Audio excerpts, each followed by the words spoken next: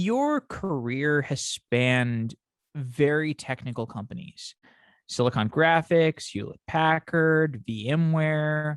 These are deeply complex products. When I think about the modern enterprise software market and I think about the people who are well positioned to understand the complexity, it seems like the kind of people who come from your background, where you have these really complex sales cycles, you have complex products, you have complex differentiations. Tell me a little bit about the key learnings at each of the major companies that you worked at. They were certainly complex products, but what is more interesting about them is that they were category creating products. When we were doing what we were doing, there was no one else who was really doing it.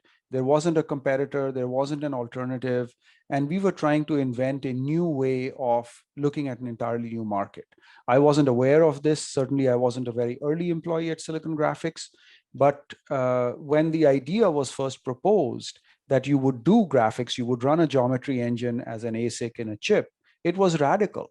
And Jim Clark is on record, the founder of Silicon Graphics, for saying that he talked to IBM, he talked to HP, he talked to DEC, and everyone thought it was a crazy idea. No one wanted to do it, and that's why he had to go start his own company to do it.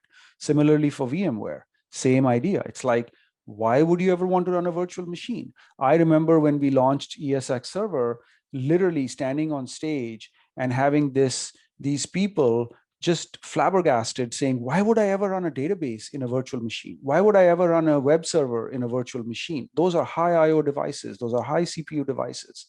And I had this instinct in telling people that one day everything will run in a virtual machine. There's no reason not to run in a virtual machine if and when we get there, which we will.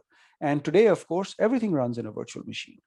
So I think this ability to look at the world from an entirely new way of solving a problem, and then working backwards from that and saying, okay, what is it that we can do today?